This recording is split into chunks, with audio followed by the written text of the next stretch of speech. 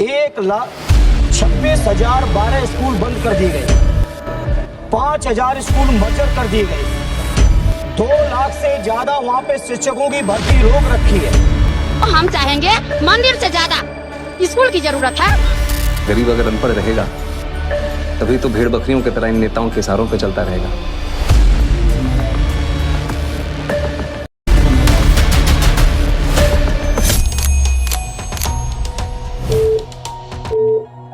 दोस्तों जरा सोचिए, अगर किसी राज्य में हजारों स्कूल बंद कर दिए जाएं और उसी समय पर हजारों नई शराब की दुकानें खोल दी जाएं, तो इस समाज पर क्या असर पड़ेगा।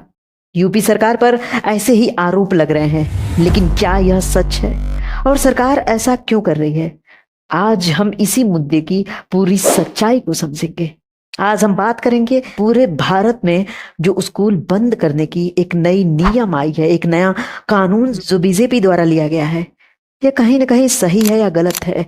आज हम उस मुद्दे के बारे में बात करेंगे जहां पे सारे न्यूज रिपोर्टर कहीं ना कहीं चुप हैं। अखबारों की हेडलाइन जिस न्यूज को बनानी चाहिए उस न्यूज को कहीं ना कहीं छुपा दिया जा रहा है।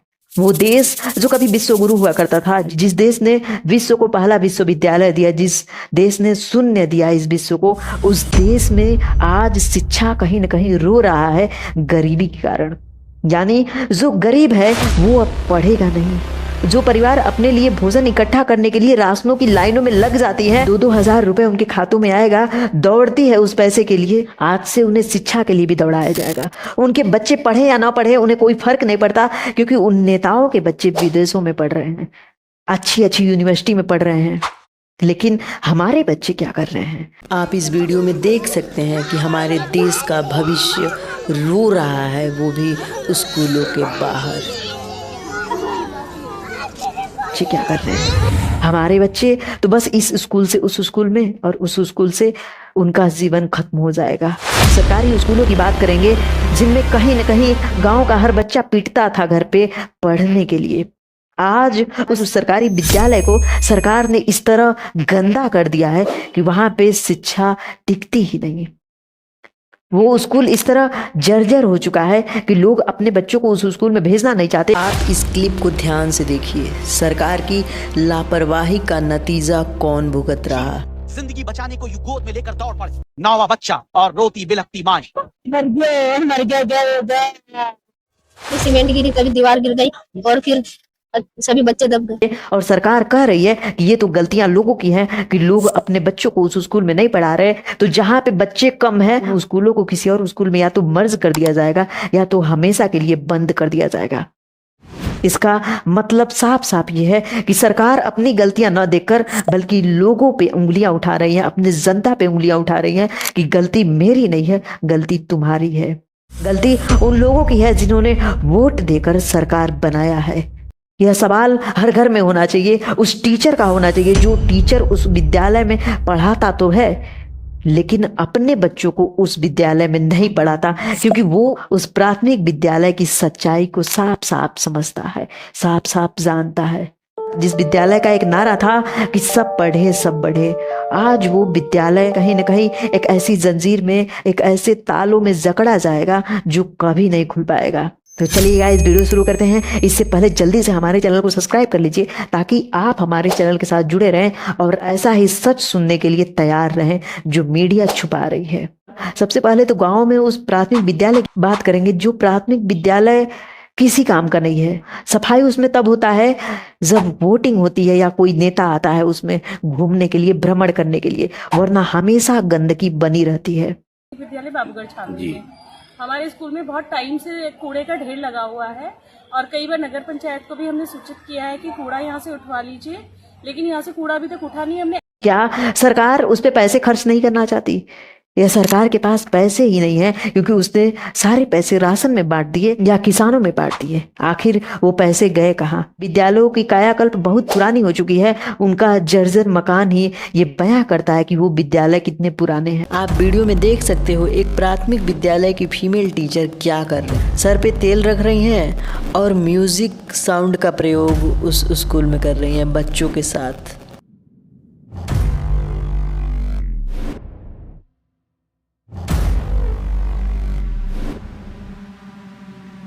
टीचर वही घिसे पिटे हैं जिन्हें ना तो पढ़ाने से मतलब है न तो कुछ काम करने से मतलब, बस डेली का अटेंडेंस होना चाहिए और कुछ नहीं। फिर वही लोग बोलते हैं कि सरकार तो कितना बुरा कर रही है, कितना गलत कर रही है गरीबों के साथ। तो एक बार खुद के अंदर झांक के देखो, क्या इस सच्चाई को सुनने के बाद आपको ये मन नहीं करता कि इसका विरोध करना चाहिए? क्या उस सच को सामने नहीं लाना चाहिए जिस सच को सरकार छुपा रही है? और कुछ न्यूज की रिपोर्ट्स देखेंगे जिन्होंने दावा किया है कि उत्तर प्रदेश की सरकार क्या कर रही है। विपक्ष की आवाज को सुनेंगे। टाइम्स ऑफ इंडिया की एक हेडलाइन आती है, जिस हेडलाइन में उत्तर प्रदेश के पूर्व मुख्यमंत्री अखिलेश यादव का बयान आता है, जिसमें साफ साफ ये लिखा हुआ होता है कि 26,000 से ज्यादा स्कूल बंद कर दिए गए और 27,000 शराब की दुकानें खोल दी गई उत्तर प्रदेश में।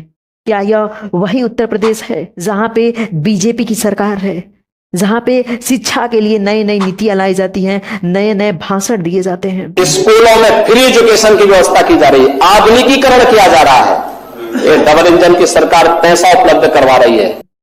हिंदुस्तान टाइम की अगर एक रिपोर्ट हम देखें तो उसमें साफ साफ लिखा है कि उत्तर प्रदेश में 1,26,000 स्कूल बंद या मर्ज कर दिए गए, 2 लाख टीचर्स की भर्तियां रोक दी गई। वहीं हम आम आदमी पार्टी के सांसद अजय सिंह का बयान अगर सुने तो उन्होंने तो साफ साफ बोला है कि बच्चों से किताबें छीनकर शराब की बोतलें दे रही है सरकार। क्या यह वही देश है जो कभी विश्व गुरु हुआ करता था? क्या यह वही देश है जिसमें दुनिया का पहला यूनिवर्सिटी था? आज हम उस देश के साथ क्या कर रहे हैं कि साफ साफ दिख रहा है। आज वो देश शिक्षा के मामले में कितना पिछड़ता जा रहा है वो अब पूछने की बात नहीं रही। यानी एक तरफ सरकारी स्कूल लगातार बंद किए जा रहे हैं और दूसरी तरफ शराब की दुकानों का लाइसेंस बढ़ता जा रहा है। विपक्ष का आरोप है कि यह नीति बच्चों के भविष्य के साथ खिलवाड़ कर रहा है। विपक्ष की आवाज कहीं न कहीं दबाई जा रही है या छुपाई जा रही है। अखिलेश यादव कहते हैं कि यह सब पीड़ित, पिछड़ा, दलित और अल्पसंख्यक समुदायों की शिक्षा खत्म करने की एक साजिश है कि वो गरीब वर्ग कभी ना तो पढ़ेगा न तो सवाल करेगा। संजय सिंह का तो आरोप है कि सरकार शिक्षा को बर्बाद कर रही है, शराब से पैसे कमा रही है। सपा सांसद नेता धर्मेंद्र यादव ने संसद में कहा कि लाखों स्कूल बंद करके गरीब और दलित बच्चों से शिक्षा का अधिकार छीना जा रहा है। यह देश न जाने किस मार्ग में है, न जाने किस राजा के हाथ में है। उन्हें राजा ही तो बोला जाएगा जिनके पास यह अधिकार आ चुका है कि वह गरीबों का शिक्षा छीन रहे हैं। न तो उनके पास शिक्षा होगा, न ज्ञान होगा, न किसी पार्टी से, न किसी सरकार से वो सवाल कर पाएंगे। इसमें सरकार ने भी अपना पक्ष कहीं न कहीं रखा है। इतना सब होने के बाद, इतनी सारी सच्चाइयों के बाद हमें समझ नहीं आता कि सरकार इसमें अपना पक्ष कैसे रखती है। सरकार का कहना है कि असल में स्कूल बंद नहीं किए जा रहे हैं, बल्कि यह एक स्कूल पेयरिंग पॉलिसी है। यानी जिस स्कूल में बच्चे बहुत कम हैं उन्हें पास के बड़े स्कूलों के साथ मर्ज किया जा रहा है। इनसे संसाधनों का बेहतर उपयोग होगा। क्या इतना बेहतर उपयोग होगा कि गरीबों की शिक्षा छीन करके उन्हें बड़े स्कूलों में भेजा जाएगा जहां पे उनका फीस अधिक होगा, जहां पे जाने कितने किलोमीटर की दूरी तय करके उन्हें शिक्षा के पास पहुंचना होगा। सरकार का दावा है कि यह सब राष्ट्रीय शिक्षा नीति 2020 के तहत हो रहा है और शराब की दुकानों के मामले में सरकार का कहना है कि यह राज्य राजस्व बढ़ाने का साधन है। शराब से मिलने वाला टैक्स सड़क और विकास परियोजना में लगता है। तो क्या शिक्षा को खत्म करके एक विकास को अविकास में नहीं बदला जा रहा? क्या एक विकास को नहीं रोका जा रहा? क्या उन बच्चों को शिक्षा से दूर नहीं किया जा रहा? कहीं न कहीं सवाल खो चुके हैं। अब लोगों के पास भी सवाल नहीं है क्योंकि सरकार के पास उसके जवाब नहीं है। लेकिन आपको सवाल करने चाहिए खुद से और खुद की सरकार से। लेकिन ग्राउंड लेवल पर इसका असर क्या हो रहा है ये तो आप साफ साफ जानते होंगे, लेकिन लोग इसका विरोध नहीं करना चाहते। दूर दराज गांवों के बच्चों को अब पढ़ाई के लिए 4 से 5 किलोमीटर की दूरी तय करनी पड़ेगी।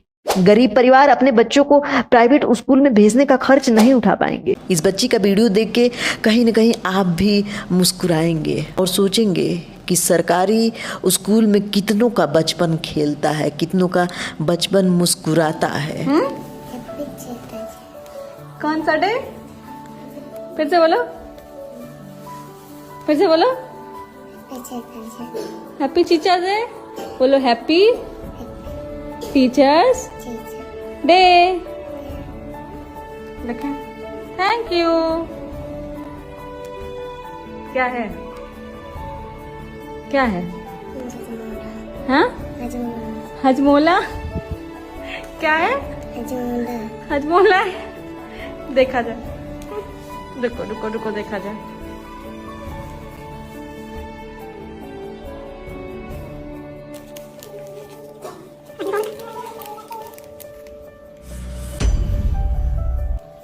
और वहीं शराब की दुकानें गांव-गांव खुलने से सामाजिक समस्याएं बढ़ रही हैं, नशाखोरी बढ़ रही है, घरेलू हिंसा और अपराध के नए नए मामले उत्तर प्रदेश में देखने के लिए मिल रहे हैं। तो अब बड़ा सवाल यह है कि प्राथमिकता क्या होनी चाहिए? क्या सरकार को राजस्व बढ़ाने के लिए शराब पर निर्भर रहना चाहिए या बच्चों की शिक्षा पर निवेश करना चाहिए? क्या स्कूलों को मर्ज करने से शिक्षा की गुणवत्ता बढ़ेगी या इसमें पढ़ाई और भी मुश्किल हो जाएगी? कहीं न कहीं ये सवाल सरकार के ऊपर एक बोझ बन चुके हैं, इसलिए सरकार इसका जवाब नहीं देना चाहती। आप इस वीडियो में एक बार ध्यान से देखिए कि वो कौन सा वर्ग है जो सरकारी स्कूलों में अपने बच्चों को भेजता है, वो क्या करता है और कितने पैसे कमाता होगा। रहमान, बताओ पापा क्या करते हैं? तेजिस बोलो। ट्रॉली चलाते हैं, ट्रैक्टर चलाते हैं, है ना? तुम्हारे पापा रिक्शा चलाते हैं। अनुष्का काम करते हैं। कौन सा काम करते हैं पापा? अच्छा, बालू डालते हैं, ट्रैक्टर चलाते हैं। आशा, तुम्हारे पापा भगोना बनाते हैं। तो कहाँ बनाते हैं भगोना? जोधपुर में। तुम्हारे पापा घर में रहते हैं। क्या काम करते हैं? खेती करते हैं। अच्छा, खेती करते, किसान है। तुम्हारे पापा बोरी उठाते हैं। हाँ, अच्छा, बोरी उठाते हैं। तो पापा बताओ, दीपिका? रिक्शा चलाते हैं। प्रिंस, तुम्हारे पापा गल्ला बांटते हैं। पायल, तुम्हारे ट्रैक्टर चलाते हैं। मनीष, तुम्हारे पापा लोहा का काम करते हैं। हमारे पापा दुकान खोले कपड़े की। तुम्हारे पापा ओ, मम्मी क्या करती हैं? कोल्ड स्टोर जाती है। अच्छा दोस्तों, ये मुद्दा किसी पार्टी का नहीं है, यह सीधे देश के भविष्य का यानी हमारे बच्चों का है, हमारे भाई बहनों के पढ़ाई से जुड़ा हुआ है। शराब से मिलने वाला राजस्व हमेशा रहेगा, लेकिन शिक्षा के बिना देश आगे नहीं बढ़ सकता। और अगर हम बात करें अपने देश की मीडिया की, तो आप साफ साफ देखेंगे कि एबीपी न्यूज वाले क्या पूछते हैं सरकार से। आगे बढ़ते हुए अब आपको मिलवाते हैं योगी आदित्यनाथ के नाइस डे। मुख्यमंत्री योगी के बाल बड़े क्यों नहीं होते? योगी के सिर पर हमेशा इतने छोटे छोटे बाल क्यों दिखते हैं? योगी हमेशा क्लीन शेव कैसे रहते हैं? अब ये फैसला जनता के हाथ में है। क्या हमें पाठशालाएं चाहिए या मधुशालाएं चाहिए? आप एक बार अपने गांव में या घर के आसपास देखो कि क्या कोई नई शराब की कंपोजिट दुकान खुली है, क्या कोई नई बियर की दुकान खुली है। जहां पे स्कूलों को बंद किया जा रहा है, वहां पे शराब और बियरों की दुकानें खोली जा रही हैं। इससे तो साफ साफ आपको समझ आना चाहिए, सरकार उस शराब को घर घर पहुंचाना चाहती है, जिसका यूज करने के बाद न तो लोग सवाल पूछते हैं, न तो लोगों में किसी से लड़ने की क्षमता होती है। जनता तो मूर्ख बन जाती है उस शराब का सेवन करने के बाद। घर में बहस होता है, बच्चों की पढ़ाई से कोई मतलब नहीं है उन लोगों को जो लोग शराब का सेवन करते हैं, लेकिन शिक्षा को घर से दूर किया जा रहा है, किसी और स्कूल में मर्ज करके उस शिक्षा को समाप्त किया जा रहा है, ताकि लोगों से शिक्षा इतना दूर हो जाए, न तो लोगों के नजदीक शिक्षा रहेगा, न लोग अपने बच्चों को उसमें भेजेंगे। और बच्चों को जब नहीं भेजेंगे तब उनके पास सवाल करने की हिम्मत नहीं होगी, तो फिर उनका सपना हमेशा सपना ही रह जाएगा, कभी वो सच्चाई में नहीं बदल सकता। सरकार को अपने विद्यालयों में सुधार लाना चाहिए। सरकार अपनी गलती नहीं देख रही है कि वो उन स्कूलों में जहाँ पे टीचरों की संख्या अधिक होनी चाहिए, वहां पे बस एक टीचर पूरे क्लास को पढ़ाता है। जहां पे एक अच्छी सुविधा होनी चाहिए, वहां पे न तो पानी की सुविधा है, न तो शौचालय की सुविधा है। बिना सुविधा के वो विद्यालय कैसे चलता होगा, आप ये खुद समझ सकते हैं। भीषण गर्मी से 7 बच्चे और 2 शिक्षक सीतापुर में हुए बेहोश। परिषदीय स्कूल में बिजली न होने से छात्रों शिक्षकों का बुरा हाल। और लापरवाही तो इतनी है, कई विद्यालयों में तो बिजली भी नहीं है, पानी का एक अच्छा स्रोत भी नहीं है, और फिर भी वो विद्यालय चल रहे हैं। सरकार क्या ये नहीं देख रही है कि गलतियां उसकी हैं, अंगुलियां उसे खुद पे उठानी चाहिए, लेकिन वो अंगुलियां उन गरीबों पे उठा रही है जो गरीब अपने बच्चों को उस स्कूल में नहीं भेज रहे हैं क्योंकि वो जानते हैं कि वहां पे शिक्षा का स्तर क्या है। जो गरीब उस विद्यालय में भेज भी रहे हैं 10 बच्चे 15 बच्चे, उन गरीबों का क्या होगा कि पढ़ाई के नाम पे उस विद्यालयों में उन बच्चों को भेजा जा रहा है ताकि उनके बच्चे पढ़ें। क्या पढ़ेंगे उन्हें नहीं पता, कैसे पढ़ेंगे उन्हें नहीं पता, लेकिन वो फिर भी भेज रहे हैं। उन गरीब बच्चों का शिक्षा हमेशा के लिए खत्म हो जाएगा। तो थैंक यू गाइस, अगर हमारा वीडियो अच्छा लगा हो तो हमारे चैनल को जरूर सब्सक्राइब करें और इस वीडियो को जरूर शेयर करें ताकि लोग इस सच्चाई से रूबरू हो सकें, ताकि देश की जनता समझ सके कि सरकार उनके साथ क्या कर रही है। और कमेंट में जरूर लिखें कि आप क्या सोचते हैं, स्कूल पहले है या शराब की दुकानें, या प्राथमिकता आप खुद बताइए कमेंट करके।